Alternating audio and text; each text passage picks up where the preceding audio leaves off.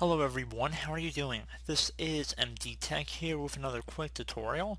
In today's tutorial, I'm going to show you guys how to resolve if you're getting the operation has been canceled due to restrictions in effect on this computer error in Microsoft Office Suite. So this should hopefully be a pretty straightforward tutorial, and without further ado, let's go ahead and jump right into it.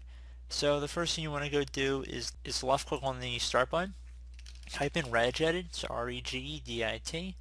Best match to come back a registry editor. You want to right click on that and then left click on run as administrator. If you receive a user account control prompt, you want to left click on yes.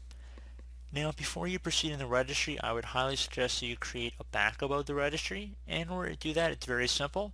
Just with left click on the file tab up at the top left click on export. I would suggest for the file name, save it as the date in which you're making the backup. That's usually a pretty smart move. And export range, make sure you select it to all. Save it to a convenient location you'll be able to easily access, and then left click on save. And if you ever had to restore back your registry, you just would do file import and then just locate the file. So pretty straightforward of how to do that.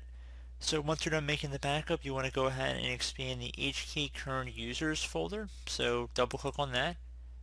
Then you want to go expand the software folder. So either double click or again left click on the little arrow next to that to expand it as well.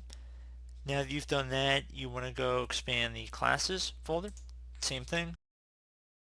First thing you want to do is look for the HTML folder. So it should say .html. You can also just click on any random folder and type .html, and it should be able to direct you to it without having to search through this whole list. And you want to go ahead and on the right side, once you've selected HTML, so it should be selected here. On the right side, there should be something that says default. You want to double click on it.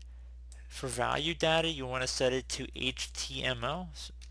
So HTML file, all one word. So again, HTML FILE. So again, HTML file. Left click on OK. So once you're done with that, you should be able to close out of the registry editor, restart your computer, and hopefully you should be good to go.